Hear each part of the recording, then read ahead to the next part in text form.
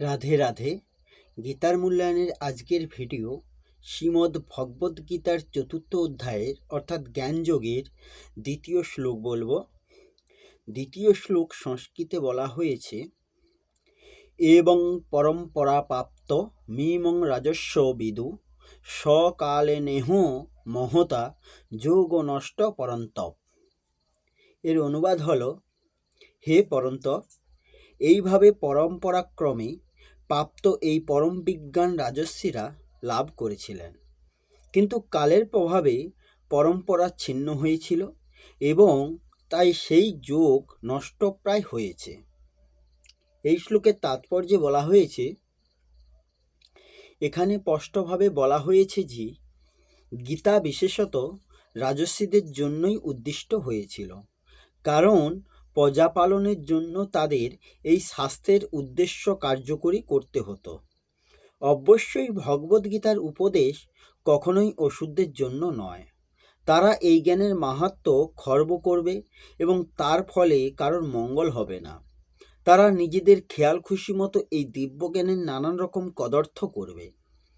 এই সমস্ত দুরাচারী ভাষ্যকারদের কদর্থের দ্বারা ভগবদ্গীতার প্রকৃত উদ্দেশ্য যখন ব্যাহত হয়, তখন গুরু শিষ্য পরম্পরায় পুণ্য প্রতিষ্ঠা করার জন্য প্রয়োজনীয়তা দেখা দেয়। 5000 বছর আগে ভগবান স্বয়ং লক্ষ্য করেন যে গুরু শিষ্য পরম্পরা ধারা বিচ্ছিন্ন হয়ে গেছে। তাই তিনি ঘোষণা করেন যে গীতার উদ্দেশ্য বিনষ্ট হয়েছে। সেই রকম বর্তমানেও গীতার অনেক সংস্করণ আছে, কিন্তু তাদের মধ্যে প্রায় কোনোটিই গুরু পরম্পরা ধারা অনুযায়ী নয়।